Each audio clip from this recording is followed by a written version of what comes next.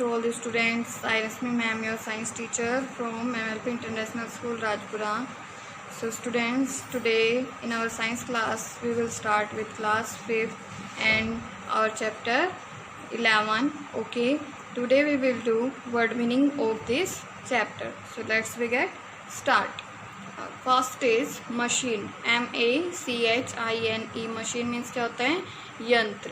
Next force. FORCE. Force means क्या होता है? बल. Third is energy. ENERGY. Energy क्या होती है? ऊर्जा. Fourth pushing.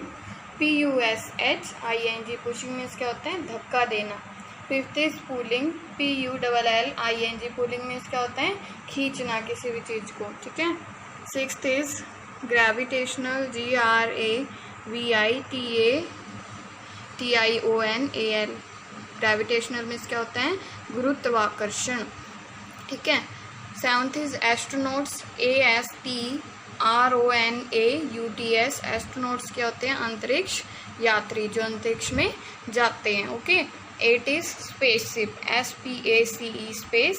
SHIP. स्पेसशिप्स क्या होता है स्टूडेंट्स? अंतरिक्ष यान, जिसके अंदर एस्ट्रोनॉट जाते हैं स्पेस में, वो. Okay. 9 is elastic. ELASTIC. Elastic means क्या होता है? लचकदार. Okay. 10 is magnetic. MAGNETIC. Magnetic means क्या होता है? चुंबकीय. Okay students, these are word meaning of chapter 11. You will write in your fair notebook of science and learn also. Okay students. And today we will read our new topic, frictional force, on page number 115. Okay, so let's we start. Friction means क्या होता है? घर्षण. ठीक है. Frictional force is the force that tries to slow down or stop the movement of a moving object. Frictional force जो होता है वो क्या करता है? जो भी चीज़ मूव कर रही है, कोई भी ऑब्जेक्ट है वो मूव कर रहा है, उसके मूवमेंट को क्या कर देता है? या तो स्लो कर देता है, धीरे कर देता है, या फिर बिल्कुल स्टॉप कर देता है. ठीक है. Frictional force. When the two surface are touching each other. जब टू सरफेस एक दूसरे के साथ टच होते हैं, जैसे ये व्हील है, ये इसके साथ टच हो रहा है रोड के साथ, तो ये टू सरफेस क्या हो रहे हैं? एक दूसरे के साथ टच हो रहे हैं. Rough surface produce more friction. जो रफ सरफेस होता है, जहाँ पे रफनेस ज़्यादा होती है, वहाँ पे फ्रिक्शन कैसा होगा? ज़्यादा होगा. ठीक है. Otherwise things would be just rolling. अगर फ्रिक्शन नहीं होता, जहाँ पे फ्रिक्शन नहीं होता वहाँ पे चीज़ें क्या करने लग जाती हैं? लुढ़कने लग जाती हैं, रोल करने लग जाती हैं. तो आपने कई बार देखा है आपकी जो स्लीपर्स हैं उसमें जब फ्रिक्शन ख़त्म हो जाता है तो आप क्या कर जाते हो? स्लिप करने लग जाते हो. तो इसका मतलब जो फ्रिक्शन है वो आपको मूव करने में हेल्प करता है. ठीक है. अगर फ्रिक्शन नहीं होगा तो हम क्या करेंगे? रोल करेंगे. The grooves on the tyres of vehicle. जो व्हीकल के टायर्स होते हैं उनमें क्या होता है? ग्रूव्स होते हैं. ठीक है. लाइंस बनी हुई होती है टायर्स जो होते हैं उनमें. ठीक है. Produce friction on the road. वो क्या करते हैं? जो लाइंस बनी होती है टायर्स में वो क्या प्रोड्यूस करते हैं? फ्रिक्शन प्रोड्यूस करते हैं रोड पे. ठीक है. Otherwise the tyres would just skid on the roads. अगर ऐसा नहीं हुआ, फ्रिक्शन नहीं हुआ उन दोनों के बीच में, रोड और टायर के बीच में, तो क्या होगा? जो टायर्स हैं वो क्या हो जाएंगे? स्किड हो जाएंगे, गिर जाएंगे रोड पे. Okay. Next is electrostatic force. Electrostatic force क्या होता है? Some metals get charge. कुछ मेटल होते हैं, वो धातु होती है. मेटल्स क्या होते हैं? धातु. वो क्या होते हैं? आवेशित होते हैं, चार्ज हो जाते हैं. व्हेन रब विद ईच अदर ऑब्जेक्ट. अगर टू ऑब्जेक्ट हैं, टू मेटल्स हैं, उनको अगर हम रब कर रहे हैं तो वो चार्ज हो जाते हैं. ठीक है. उनके बीच में आवेश आ जाता है. When we run a comb through our hair. अगर हम कोम करते हैं अपने हेयर में, we are able to pull small pieces of paper with the comb. तो हम क्या उसको कोम को हेयर में कोम करने के बाद अगर उसको क्या करते हैं? पीस ऑफ पेपर के पास लेकर जाते हैं तो क्या होगा? वो पीस ऑफ पेपर कोम के साथ अट्रैक्ट हो जाते हैं. ठीक है. ये किसकी वजह से होता है? Due to electrostatic force. Okay, this force is called electrostatic force. Next topic is simple machines. Simple machines क्या होती है? We use certain tools to do our work. हम अपना काम करने के लिए कुछ औजार होते हैं, टूल्स होते हैं, उनका यूज़ करते हैं. ठीक है students, and make our work easier in our daily life. और सिंपल मशीन्स का यूज़ करके हम अपने काम को आसान बना लेते हैं. These tools are called simple machine. जो भी चीज़ें हमारा काम आसान करती है वो सभी क्या है? सिंपल मशीन है. ओके, जैसे आपके घर में वॉशिंग मशीन है, वो हमारा काम आसान करती है ना. इसी तरह बहुत सारी चीज़ें जो हमारा जो वर्क है उसको ईजी बना देती है, तो वो सारी क्या है? सिंपल मशीन्स हैं. Like a pair of scissor. जैसे सीजर है, अगर सीजर नहीं होते तो आप कोई भी चीज़ कट करते हो तो वो डिफ़िकल्ट हो जाता है आपके लिए, है ना. अगर हमारे पास सीजर है तो फिर वो हम जो वर्क है वो हमारे लिए इजी है. A tong, a wheelbarrow, a hammer, हथौड़ा, etcetera. There are 6 types of simple machines. यहाँ पे कितने टाइप की मशीन्स है स्टूडेंट्स? 6 टाइप की सिंपल मशीन्स हैं. Okay, so students, first is lever, second is inclined plane, third is wedge, fourth screw, fifth wheel and axle, and sixth is pulley. Okay, first is lever. A lever is a straight rod or broad board that is fixed at one point, help to lift or move object from other point.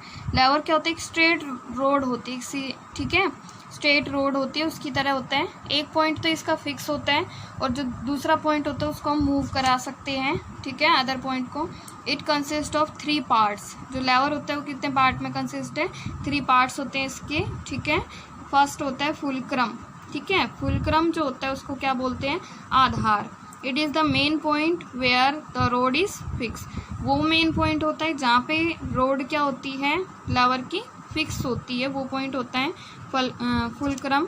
Next is load. Load क्या होता है? It is the weight that is to be lifted. वो weight होता है load जो हम उठाते हैं और move from one place to another, और जिसको हम लेकर एक प्लेस से दूसरे प्लेस पे जाते हैं. एफर्ट क्या होता है? It is the force that we apply to move और लिफ्ट द ऑब्जेक्ट. एफर्ट वो फोर्स होता है जो हम अप्लाई करते हैं चीज़ों को लिफ्ट करने में, उठाने में. Okay students, according to the position of load, fulcrum and effort lever are classified into 3 type. तो ये तीनों 3 टाइप में क्लासीफाई किए हुए इनकी पोजीशन के according. First is first class lever. First class lever क्या होता है? When the fulcrum is in between the load and effort. जब फुलक्रम जो होता है लोड और एफर्ट के बीच में होता है तो वो कौन सा होता है? फर्स्ट क्लास लेवर होता है, ठीक है. It is a first class lever. For example, इसका एग्जाम्पल है जैसे शीशा, ठीक है. जो झूला होता है वो इस टाइप से होता है ना, 2 एंड्स होते हैं उसके, ठीक है, एफर्ट और लोड, और बीच में क्या होता है? फुलक्रम होता है. तो ये क्या है? शीशा. इसका एग्जाम्पल है फर्स्ट क्लास लेवर का, ठीक है. नेक्स्ट होता है पेयर ऑफ सीजर. सीजर भी किसका एग्जाम्पल है? फर्स्ट क्लास लेवर का. इसका फुलक्रम यहाँ है लोड और एफर्ट के बीच में. Okay students, next is second class lever. Second class lever क्या होता है? When the load is in between the fulcrum and the effort. जो लोड होता है, ठीक है, वो क्या होता है? किसके बीच में होता है? फुलक्रम और एफर्ट के बीच में. इट इज सेकेंड क्लास लेवर. ये कौन से क्लास का लेवर है? सेकेंड क्लास का. फॉर एग्जाम्पल, इसका एग्जाम्पल है नट क्रैकर है, जैसे व्हील बैरो है, बोटल ओपनर है. ये किसी के एग्जाम्पल है? सेकेंड क्लास लेवर के. Next is third class lever. When the effort, अब क्या है? Effort is in between the fulcrum and the load. जो एफर्ट है वो किसके बीच में है? फुलक्रम एंड लोड के बीच में है. तो ये कौन से क्लास का लेवर है? Third class lever. For example, fishing rod. जो फिशिंग रोड होती है वो किस टाइप की है? थर्ड क्लास लेवर की है. इस क्या होता है स्टूडेंट्स? जो एफर्ट होता है वो किसके बीच में होता है? फुलक्रम और लोड के बीच में होता है, ठीक है. ट्वीजर होता है, जैसे कोई चिमटी होती है उसमें भी ऐसा ही होता है सेम, ठीक है. So students, today our topic is completed up to third class level, and you will also read topic up to third class level.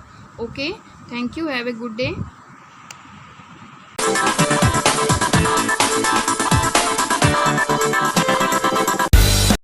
Good morning students. Today I will start your SST class online. Dear students, for class 5th, today's our topic is chapter number 17 Governments of India. India की जो government है उसके बारे में हम इस chapter में read करेंगे.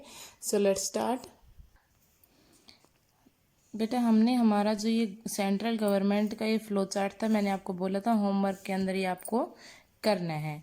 सेंट्रल गवर्नमेंट 3 पार्ट्स में डिवाइडेड है, लेजिस्लेटर, पार्लियामेंट, एग्जीक्यूटिव और जुडिशरी. लेजिस्लेटर का मीनिंग होता है विधानसभा और पार्लियामेंट का मीनिंग होता है संसद.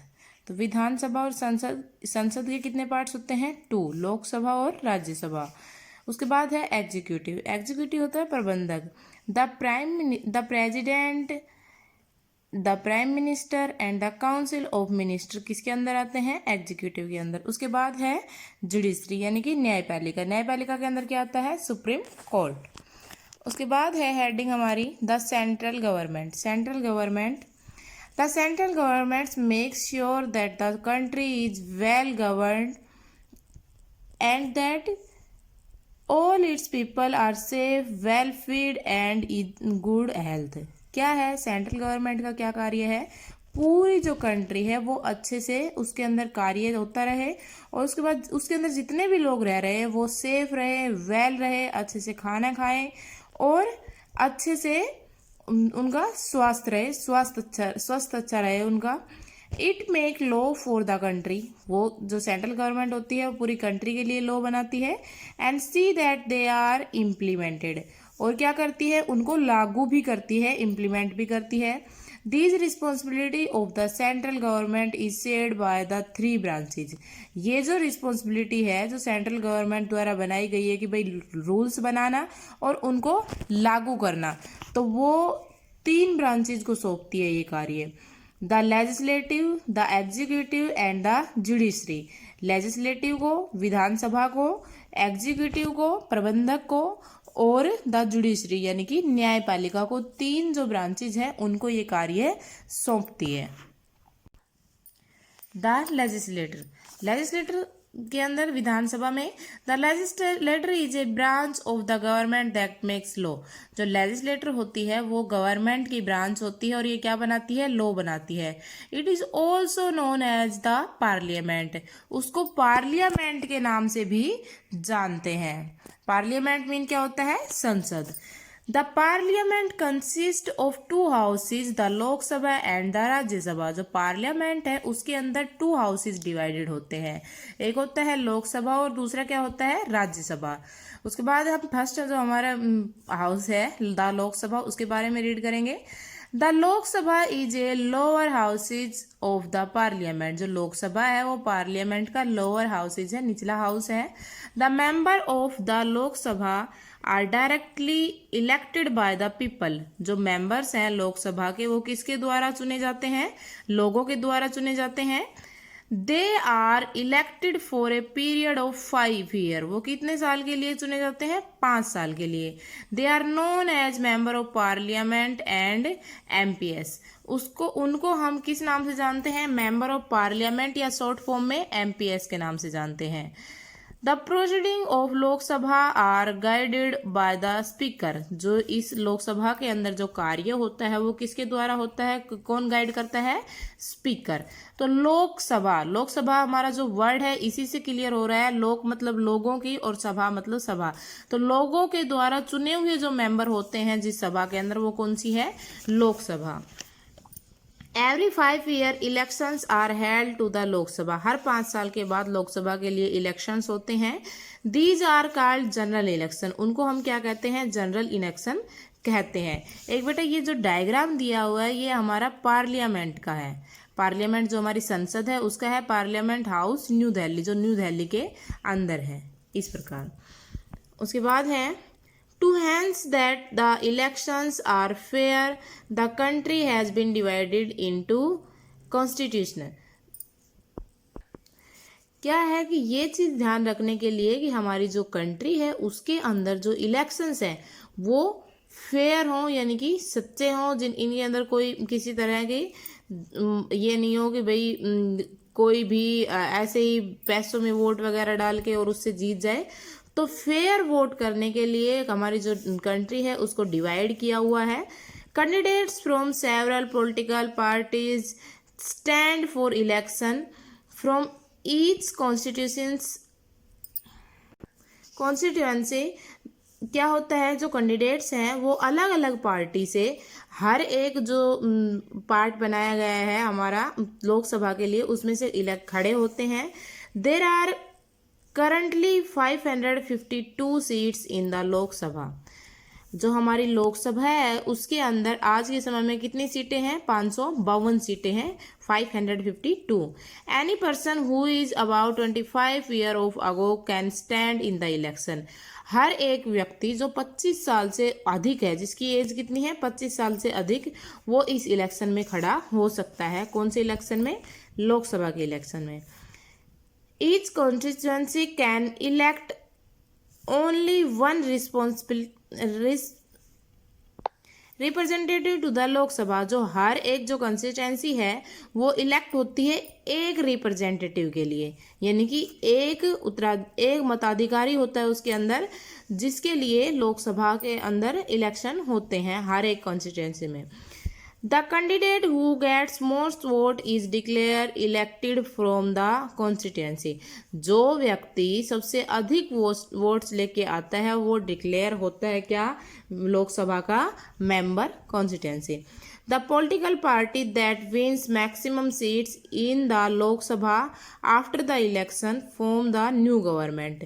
जो पॉलिटिकल पार्टी, जो राजनीतिक पार्टी सबसे अधिक वोट्स जीतती है लोकसभा के अंदर, वो अपनी सरकार यहाँ पे बनाती है, अपनी सरकार कंट्री के अंदर बनाती है। नेक्स्ट है द राज्यसभा। राज्यसभा क्या है, the Rajya Sabha is the upper house of the parliament. Rajya Sabha जो है वो पार्लियामेंट का अपर हाउस है। The member of Rajya Sabha are not elected directly by the people of India. जो मेंबर है राज्यसभा के वो डायरेक्टली किसके द्वारा, लोगों के, इंडिया के लोगों के द्वारा नहीं चुने जाते हैं। Instead they are elected by the member of the state's legislative assembly for a period of 6 year। ये किसके द्वारा चुने जाते हैं, जो मेंबर्स होते हैं लेजिस्लेटिव असेंबली के, उनके द्वारा चुने जाते हैं। और कितने टाइम के लिए, 6 साल के लिए, 6 years के लिए। It is therefore also called the council of seats. इनको हम और क्या कहते हैं, काउंसिल ऑफ सीट्स भी कहते हैं। नेक्स्ट है द एग्जीक्यूटिव। द प्रबंधक क्या होता है, the executive is a part of government that put into action the law passed by the legislator. जो एग्जीक्यूटिव होती है, प्रबंधक होती है, वो कार्य करती है कि जब हमारी कोई गवर्नमेंट कोई भी लॉ बनाती है उसको पास क्या किसके द्वारा करवाया जाता है, लेजिस्लेटर के द्वारा। It is responsibility for maintaining order in the country, take care of the welfare of the peoples and ensuring proper relation with other countries। इसका काम, एग्जीक्यूटिव प्रबंधक का काम क्या होता है कि ये ध्यान रखना कि कंट्री के अंदर जो लोग हैं वो वेलफेयर बहुत अच्छे तरह से रह रहे हैं, और इंश्योर करना कि जो अदर कंट्री के साथ हमारा रिलेशन ठीक रहे।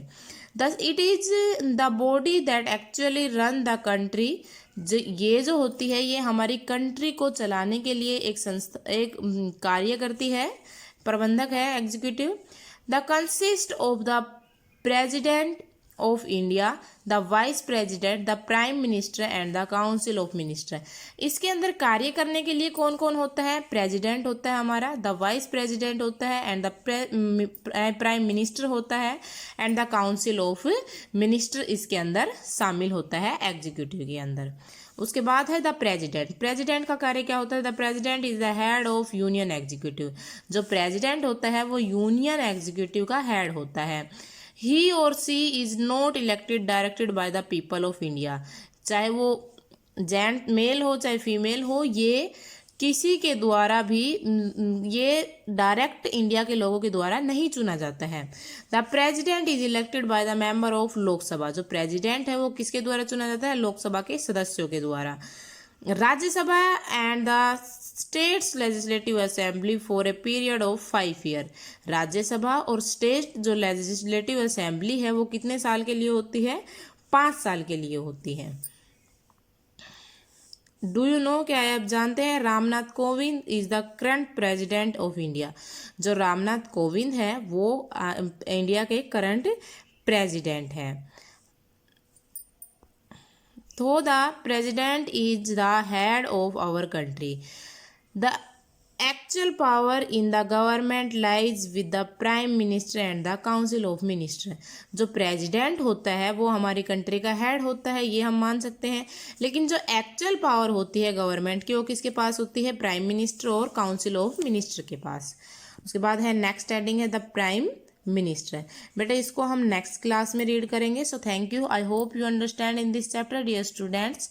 You also read this chapter 2 time. Thank you.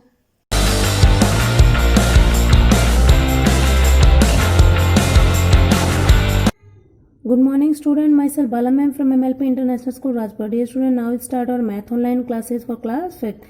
And dear student, previous class we have done our exercise 6.2. Now we do our exercise 6.3. In this exercise we have prime factorization by division method and factor tree. First of all, what is prime factor?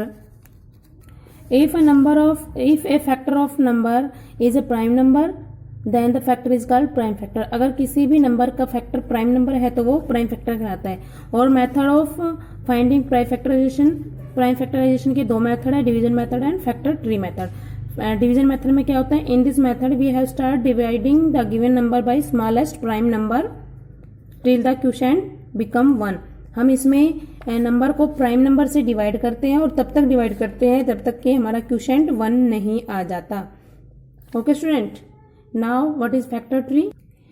In the factor tree method we follow the given step. Write the number to be factorized at the top. जिसको भी हमें divide करना है factor tree के लिए हम सबसे पहले उस नंबर को सबसे टॉप में लिखते हैं। Find the multiplication fact that have at least 1 prime number. हमें फिर इसके फैक्टर फाइंड आउट करने होते हैं जिसमें से इसका एक नंबर कम से कम प्राइम हो, जैसे 2 and 30।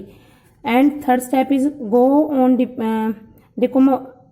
decomposing till there is no composite number left. और फिर तब तक हम उसको डिवाइड करते हैं जब तक कि कोई नंबर लेफ्ट ना बचे, मतलब लास्ट में हमारे पास जब हम डिवाइड करें तो 1 आ जाए, जैसे कि हमारे एग्जांपल में दिखाया गया है। So now we start our exercise 6.3 and our question number first is find the prime factorization of the following number by division method and our question is first question is 45। So now we start and our question is 45। बेटा हमें division method से factorisation निकालना है। Prime factorisation, prime number क्या होते हैं? जो सिर्फ अपनी टेबल में आते हैं। बेटा हमने डिविजिबिलिटी रूल कराए थे आपको, तो देखिए हमारे पास नंबर है 45। पहले हम इसको 45 को ऐसे लिखेंगे। First of all we write 45। Now we check 45 divide by which prime number. First of all जैसे हमारे पास प्राइम नंबर होते हैं जो सिर्फ अपनी टेबल में आते हैं, जैसे कि 2। हम सबसे पहले 2 से चेक करेंगे, 2 से ये डिवाइड होता है। हम चेक करेंगे लास्ट में नंबर क्या है 5, और 2 से डिवाइड होने के लिए 1 प्लेस पर 0, 2, 4, 8 होने जरूरी होते हैं, तभी वो 2 से डिवाइड। अब हमें 3 से डिवाइड करना है।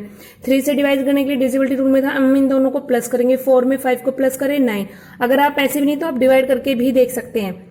तो 45 को हम डिवाइड करेंगे तो हमारा पूरा डिवाइड हो जाएगा, मीन्स हम इसको 3 से डिवाइड करेंगे, हमारा आंसर आ गया 15। Now again we check 15 divisible by 2। No, 15 is not divisible by 2 because once divided 5. Now we check 3 से डिवाइड है, यस, तो 5। अब हम फिर से 2 से चेक करेंगे, 2 से डिवाइड होगा नहीं होगा, 3 से भी नहीं होगा, फिर ये 5 से होगा। तो अब इसके प्राइम फैक्टर जो हो गए हमारे पास हो गए 3 मल्टीप्लाई बाय 3 मल्टीप्लाई बाय 5।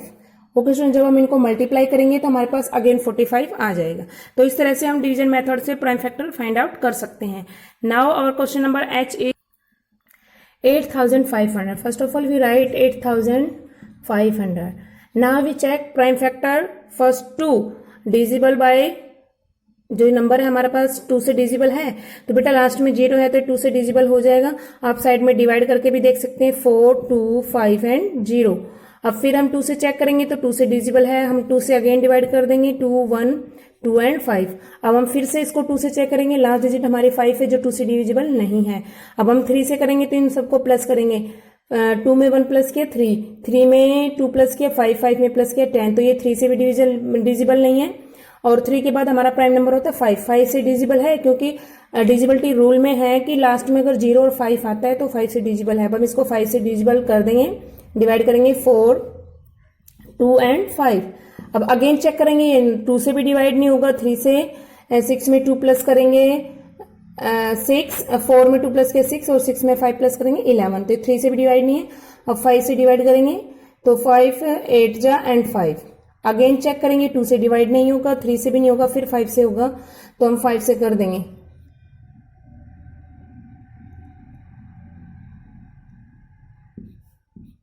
अब हम इसको फिर से 2 से चेक करेंगे, 2 से भी डिवाइड नहीं होगा, 3 से भी नहीं होगा, 5 से भी नहीं होगा, तो बेटा 17 खुद एक प्राइम नंबर है, सिर्फ 17 से ही डिवाइड होगा। तो इस तरह हमारे 8500 का प्राइम फैक्टर क्या होगा बेटा, हम राइट कर देंगे 2 multiply by 2 multiply by 5 multiply by 5 multiply by 5 and multiply by 17।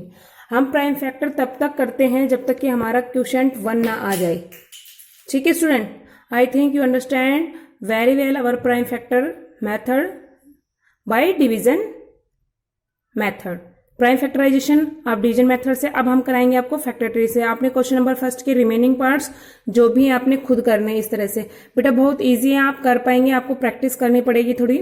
फिर अगला जो चैप्टर है हमारा इसी के बेस पर डिपेंड करता है, तो हमें जब अगला चैप्टर में एलसीएम और एचसीएफ कराएंगे तो आपको डिवीजन मेथड से प्राइम फैक्टराइजेशन करना आना चाहिए, तो आप इनको प्रैक्टिस करें, ये अगले चैप्टर में भी आपकी हेल्प करेगा। Now we do our question number second. Okay, now we start our question number, find the prime factorization of the following number by factor tree method. बेटा फर्स्ट में करा था हमने डिवीजन मेथड और अब हमारा फैक्टर ट्री मेथड। बेटा factor tree method और डिवीजन मेथड सेम है, फर्क इसमें बस जो हम पिक्चर ड्रॉ करते हैं किस डिवीजन मेथड में हम इस तरह फाइंड आउट करते हैं और इसके लिए हमें एक ट्री की शेप देनी होती है। तो फर्स्ट ऑफ ऑल हम 84 लिखेंगे, जिस नंबर का हमें फैक्टर ट्री बनाना है, प्राइम फैक्टराइजेशन करना है 84, हम इसमें सर्कल बना देंगे। अब बेटा इसमें हमें 2 सर्कल बनाने होते हैं, ठीक है, तो हम 2 सर्कल बनाएंगे, हम एक स्क्वायर बॉक्स बना देंगे और एक सर्कल, ताकि आपको समझने में दिक्कत ना हो। तो हम यहाँ पर बनाएंगे हमारा स्क्वायर और यहाँ पर बनाएंगे हम सर्कल। अब हमें देखना है कि 84 किस प्राइम नंबर से डिविजिबल है। जैसे कि हम 2 से चेक करेंगे, 2 से डिवाइड हो जाएगा क्योंकि लास्ट में 4 है, तो हम 2 को यहाँ लिखेंगे और डिवाइड करने के बाद जो आएगा वो हम यहाँ पर लिखेंगे 42। अब हमें 42 के, जैसे ये 2 तो प्राइम नंबर आ गया, अब हमने 42 के भी प्राइम फैक्टर फाइंड आउट करने के, ये किससे डिवाइड हो जाएगा। हमें एक स्क्वायर में रखना है, एक सर्कल में, ताकि आपको दिक्कत ना हो, पता चले प्राइम फैक्टर क्या है हमारे। 42 किस प्राइम नंबर से डिवाइड होगा, 2 से डिवाइड होगा, 2 एंड 1। अब हमारे पास 21 है, तो अब हमें 21 के फैक्टर करने, तो देखिए बेटा 21 को हम चेक करेंगे कि ये 2 से डिविजिबल है कि नहीं है। लास्ट नंबर क्या है हमारे पास 1, और 1 क्या है 2 से डिविजिबल नहीं है, तो 3 से करेंगे तो हम इनको प्लस करेंगे, 2 एंड 1 3, तो अब हम इसको 3 से डिवाइड कर देंगे। 3 से डिवाइड करा तो क्या आंसर आएगा हमारे पास 7। अब जो हमारे सर्कल में डिजिट बना रहे हैं हम, उन्हीं के हमें प्राइम फैक्टर फाइंड आउट करने हैं। अब हमें देखना है कि 7 किससे डिविजिबल है। 7 2 से भी नहीं है, 3 से भी नहीं है, 5 से भी नहीं है, 7 से ही डिविजिबल होगा, और 1। और फैक्टर ट्री भी हमें सेम तब तक करना है जब हमारा क्वोशिएंट 1 नहीं आता। बेटा prime factorization by tree method, factor tree method और long division method, division method same है। अब मैं इसी को 84 को आपको डिवीजन मेथड से इसके भी फैक्टर करके दिखा रही हूँ। जैसे हमारे पास है 84, सेम मेथड है बेटा, हम इसको करेंगे 42, 2 से करेगा 21, 3 से किया 7 एंड 7 से किया 1। तो देखिए 2 2 3 7, 2 2 3 एंड 7 दोनों से सेम आता है। बस हमारे जो फिगर बनी हुई है कि इसमें हमारे एक ट्री की शेप बनती जाती है और उसमें हम डिवीजन मेथड से करते हैं, ये डिफरेंस है। बाकी मेथड वही है, सोल्व करने का तरीका भी वही है। अब हमारे 84 के प्राइम फैक्टर क्या हो जाएंगे, प्राइम फैक्टर तो हमारे पास है 2 multiply by 2 multiply by 3 multiply by 7। Okay बेटा, तो आपने अच्छे से समझना है। फैक्टर ट्री में हमें एक फैक्टर ट्री की शेप में करना होता है, लॉन्ग डिवीजन में हम डिवीजन की मेथड की तरीके से करते हैं, तरीका वही है। Now we do our question number जे में हमारे पास 2200 है, तो हम इसका डिवीजन करेंगे। तो सबसे पहले हमें चेक करेंगे किससे डिवाइड हो जाएगा। तो बेटा ये 2 से डिवाइड हो जाएगा, 1 1 एंड 0 0। फिर हम ये 1100 को देखेंगे ये किससे डिविजिबल है, ये 2 से डिविजिबल है, तो हम इसको 2 से करेंगे 5 5 एंड 0। अब हम अगेन चेक करेंगे 550 किससे डिविजिबल हो जाएगा। तो बेटा ये 2 से डिविजिबल हो जाएगा, 2 7 एंड 5। अब हम 275 को चेक करेंगे किससे डिविजिबल, बेटा 2 से डिविजिबल नहीं है। हम 3 से चेक करेंगे, 2 में 7 को प्लस किया 9, 9 में 5 को प्लस किया 14, डिविजिबल नहीं है। अब हम 5 से करेंगे क्योंकि 5 से लास्ट में 5 है, 0 और 5 आता है तो 5 से डिविजिबल। अब हम इसको 5 से डिविजिबल, सॉरी यहाँ पे हमें स्क्वायर बनाना है 5। अब हम इसको 5 से करेंगे तो 5 एंड 5। अब हम अगेन इसको 5 से करेंगे तो हमारे पास आ गया 11। अब हमारा 11 है जो सिर्फ 11 से ही डिवाइड होता है, बाकी किसी से डिवाइड नहीं होता, तो हम इसको इससे कर देंगे तो 1। तो इस तरह से ये हमारा फैक्टर ट्री 2200 का फैक्टर ट्री बन गया। Okay student, I think you understand very well our division method and factor tree method. So dear student, आपने remaining parts question number first और सेकंड दोनों के रिमेनिंग पार्ट्स आपने खुद करने हैं, ये आपका होमवर्क है। और बेटा समझ के करना है क्योंकि इसी पर डिपेंड करेगा आपका अगला चैप्टर 7 चैप्टर, उसी पर डिपेंड करेगा जब आप अच्छे से प्राइम फैक्टर फाइंड आउट करना सीख जाएंगे। Okay student, thank you and have a nice day.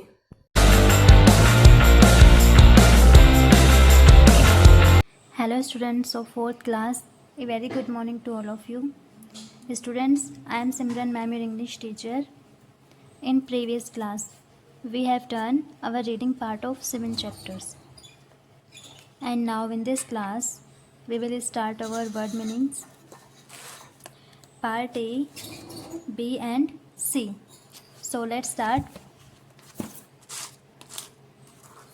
First है order.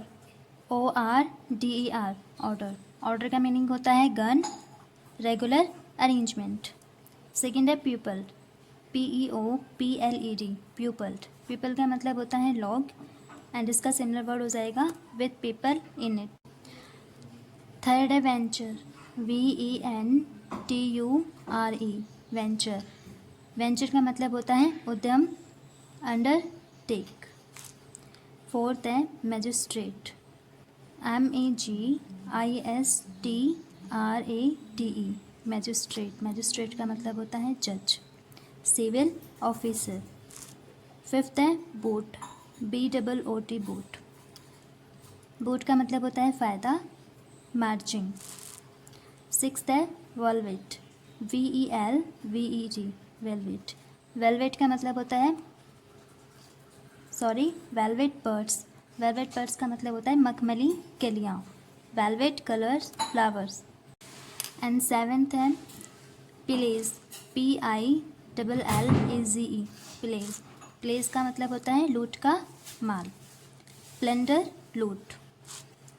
Eighth masons, MASONS, missions. Missions का मतलब होता है राज मिस्त्री, वर्कर्स।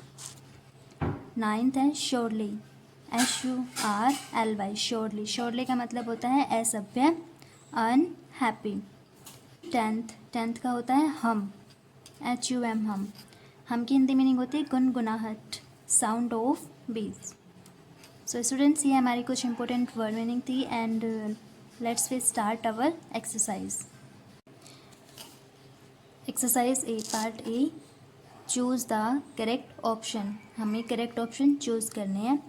फर्स्ट है the world of bees have their own blank, A state, B home, C kingdom and D all of this. तो क्या आ जाएगा इसमें, kingdom. Then C option is correct. Second, there are bees working as a blank, magistrate, B monsoon, C merchants and D all of this. तो किसकी तरफ बात करते हैं वो, सभी की तरह, तो D all of this. Third, the civil blank need of the honey, A mechanic, B trader, C drone and D citizens. तो कौन लेते हैं उनका, सिटीजन्स लेते हैं। Then D option is correct. Fourth है the poor mechanic blank bees crowded to leave their burden, A gold between C mechanic and the king. तो क्या आ जाएगा इसमें गोल्ड, ये ऑप्शन क्या हो जाएगा करेक्ट। पार्ट बी है write T for true and F for false statements. हमें टी राइट करना है ट्रू स्टेटमेंट्स के लिए एंड एफ राइट करना है फॉल्स स्टेटमेंट के लिए। फर्स्ट है the bee live in a world in discipline. The bees live in a world in indiscipline. जो मधुमक्खियों का संसार होता है वो क्या होता है इनडिसिप्लिन होता है, तो ऐसा नहीं है, वो क्या होता है डिसिप्लिन में होता है। तो ये स्टेटमेंट क्या हो जाएगी हमारी फॉल्स हो जाएगी। सेकंड है they have a king and officers of a various shorts. तो ये स्टेटमेंट क्या हो जाएगी ट्रू हो जाएगी, क्योंकि हमारी तरह उनके भी क्या होते हैं किंग्स होते हैं एंड ऑफिसर्स होते हैं। थर्ड है the emperor bee remain busy with his majesty. तो ये स्टेटमेंट भी क्या हो जाएगी हमारी ट्रू हो जाएगी। एंड फोर्थ है the singing musics blood roofs of silver. तो रूट्स किसकी थी वो रूफ्स किसकी थी वो गोल्ड की थी, ना कि सिल्वर की थी। तो ये स्टेटमेंट क्या हो जाएगी हमारी फॉल्स हो जाएगी। And exercise C filling the blanks with suitable words from the help box.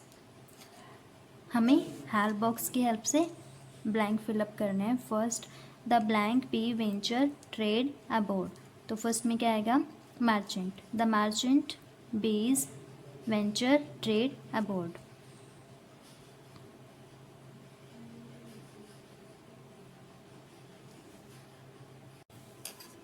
Second है the army of merchant bees blank towards velvet birds. तो सेकेंड में क्या आ जाएगा march. The army of merchant bees March towards velvet birds. Third है the poet is impress to see blank of the bees. Poet किससे impress थे, तो उनके किससे इम्प्रेस थी डिसिप्लिन से। थर्ड में क्या आ जाएगा discipline. The poet is impressed to see discipline of the bees. Fourth, the golden roofs indicate to honey. And the poem is tell about the world of the fifth में क्या आ जाएगा bees. So students, I hope you will understand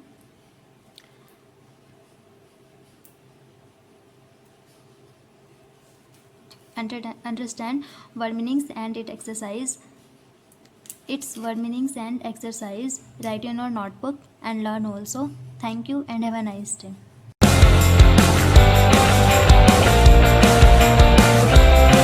students, मैं Mukesh madam आपकी हिंदी अध्यापिका MLP international school Rajpura से। बच्चों मैं करा रही हूँ कक्षा 5वीं का पाठ 8 दोहे। इसके कुछ प्रश्न मैंने करा दिए थे, अब आगे बचे हुए जो प्रश्न है वो मैं करा रही हूँ। प्रश्न नंबर 3, कुछ निम्नलिखित दोहों के भाव दिए गए हैं, उनसे संबंधित दोहे लिखिए। पहला भाव है गाय भी धन है, हाथी भी धन है, घोड़ा भी धन है तथा अनेक रत्न धन की खाने हैं, परंतु जब संतोष धन आता है तो सब धन धूल के समान लगते हैं। तो बच्चों ये भाव कौन से दोहे में आया है वो हमें लिखेंगे। गोधन गजधन बाजी धन और रतन धन खान, जब आवे संतोष धन सब धन धुरी समान। तो ये जो भाव था ये आपके इस दोहे में आया था। आगे है मन के अहंकार को मिटाकर ऐसे मीठे और नम्र वचन बोलने चाहिए जिससे सभी लोग सुखी हों और आप स्वयं भी सुखी हों। तो ये भाव जिन दोहों में आया है वो हम यहाँ लिख रहे हैं। ऐसी वाणी बोलिए मन का आपा खोए, औरन को शीतल करे आपहु शीतल हो। आगे है सूर्य के दिखाई देते ही अहंकार नष्ट हो जाता है, इसी प्रकार गुरु से ज्ञान प्राप्त होने पर बुरी बुद्धि नष्ट हो जाती है, अधिक लालच से अच्छी बुद्धि नष्ट हो जाती है, अभिमान आने पर भक्ति समाप्त हो जाती है। ये भाव किस पंक्ति में आया है? तिमिर गया रवि देखते, कुमती गई गुरु ज्ञान, सुमती गई अति लोभ ते भक्ति गई अभिमान। आगे है, जहाँ दया है वहाँ धर्म है, जहाँ लालच है वहाँ पाप है, जहाँ क्रोध है वहाँ काल है, और जहाँ क्षमा है वहाँ पर आप तृप्त हैं। तो ये किस पंक्ति में आया ये भाव? जहाँ दया वहाँ धर्म है, जहाँ लोभ वहाँ पाप, जहाँ क्रोध तह काल है, जहाँ क्षमा तह आप। आगे है, बहुत अधिक बोलना अच्छा नहीं और बहुत अधिक चुप रहना भी अच्छा नहीं। इसी प्रकार अधिक बरसना भी ठीक नहीं और बहुत अधिक धूप होना भी लाभदायक नहीं है। कहने का भाव है कि हर कार्य में अति यानी अधिकता नहीं करनी चाहिए, इससे हानि होती है। ये भाव किस पंक्ति में आया है? अति का भला न बोलना, अति की भली न चूप, अति का भला न बरसना, अति की भली न धूप। आगे हम करेंगे भाषा बोध। निम्नलिखित शब्दों में उपसर्ग और शब्द को अलग अलग कर लिखिए। कुविचार शब्द में कु उपसर्ग है तथा विचार शब्द है। तो उपसर्ग वे शब्दांश होते हैं जो शब्द के आगे लगकर उनके अर्थ में परिवर्तन कर देते हैं। तो उपसर्ग कहाँ लगते हैं? शब्द के आगे। तो हमें उपसर्ग को शब्द से अलग करना है, जैसे इन्होंने करके दिखा रखा है। सुमति का सु उपसर्ग है और मति शब्द है, ऐसे हमको करना अलग। कुबुद्धि में कु जमा बुद्धि, कुरूप में कु जमा रूप, अत्यधिक में अति जमा अधिक, अभिमान में अभि जमा मान, कुमति में कु जमा मति, सुविचार में सु जमा विचार और कुमार्ग में कु जमा मार्ग। आगे है, निम्नलिखित तद्भव शब्दों के तत्सम शुद्ध शब्द लिखिए। बानी तत्सम शब्द है, इसका तद्भव शब्द है, इसका तत्सम रूप होगा वाणी। रतन का होगा रत्न, औरन दूसरों, धुरी धूल, तह वहाँ, आपहु अपने आप। तो बच्चों ये मैंने आपको अभ्यास कार्य कराए हैं, ये आपको अपनी नोटबुक में सुंदर राइटिंग में लिखने हैं और याद करने हैं। तो बच्चों कल फिर मिलते हैं, तब तक के लिए धन्यवाद।